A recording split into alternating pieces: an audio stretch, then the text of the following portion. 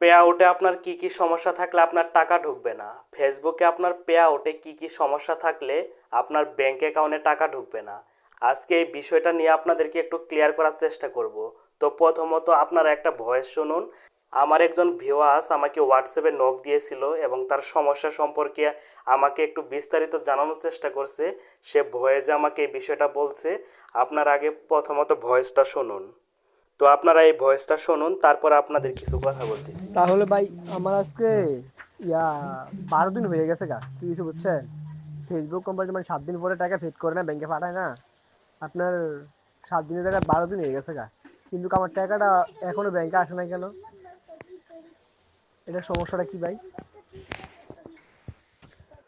তো সত্যি বলতে এই ভাইটা বোঝানোর চেষ্টা করলো যে তার গত 21 তারিখে তার টাকা পেইড হয়েছে, তার ডলারগুলো পেইড হয়েছে, এখন পর্যন্ত ব্যাংকে আসে নাই। তারপরে তাকে আমি সমস্যাটা সলভ করে দেওয়ার চেষ্টা করলাম যে আপনি যদি ব্যাংক অ্যাকাউন্ট ইসলামী ব্যাংকের অ্যাকাউন্ট দিয়ে থাকেন তাহলে আপনার টাকাগুলা 28-29 তারিখের মধ্যে আপনার অ্যাকাউন্টে ঢোকার কথা। কিন্তু আজকে হলো 5 তারিখ, এখন পর্যন্ত আপনার টাকাগুলা আপনার ডলারগুলা আপনার লোকাল ব্যাংকে ঢুকে নাই, তাহলে অবশ্যই আপনার অ্যাকাউন্টের সমস্যা আছে। তারপর আমি এই প্রবলেমটা সলভ করে দেওয়ার চেষ্টা করছি। তার যে হোয়াটসঅ্যাপ আছে, হোয়াটসঅ্যাপে আমি কল দিয়ে তার সাথে যোগাযোগ করছি। আমি এই বিষয়টা তাকে এমনভাবে জানালাম, তার যে পে আউটটা আছে তার পে আউটটা আমি মোটামুটি চেক দিয়ে দেখলাম তার সুইপ কোড প্রবলেম হয়েছে, মানে অ্যাকাউন্টে সুইপ কোড প্রবলেম করেছে। মানে ব্যাংকের যে আপনার অ্যাকাউন্টটা আছে, আপনার লোকাল ব্যাংকের যে সুইপ কোডটা আছে, সেই সুইপ কোডটা যদি আপনি সঠিকভাবে না দেন তাহলে আপনার টাকা, আপনার ডলার কখনো আপনার ব্যাংক অ্যাকাউন্টে ঢুকবে না। ঠিক এমনটাই সমস্যা হয়েছিল সেই ভাইয়ের। আমি তাকে সলভ করে দেওয়ার চেষ্টা করছি। তার টাকা পেইড হয়েছে বাংলাদেশ ব্যাংকে, তার ডলারগুলো এখনও আছে, অথচ তার লোকাল ব্যাংকে এখনও ট্রান্সফার করতে পারে নাই। এর 1 নম্বর সমস্যা হলো তার সুইফট কোডটা প্রবলেম হয়েছে। তার যে ব্যাংক অ্যাকাউন্ট আছে ব্যাংক অ্যাকাউন্টে সুইফট কোড প্রবলেম হয়েছে, যার জন্য তার টাকাগুলা, তার ডলারগুলো এখনও লোকাল ব্যাংকে ট্রান্সফার হয় নাই। তারপর আমি তাকে এই সমস্যাটা ধরে দিলাম। তারপর আমি তাকে বললাম যে আপনার ব্যাংক অ্যাকাউন্টের যে সুইপ কোডটা আছে সেই সুইপ কোডটা আপনি সংগ্রহ করেন, তারপর আমাকে বলবেন, আমি আপনাকে এটা সলভ করে দেওয়ার চেষ্টা করব।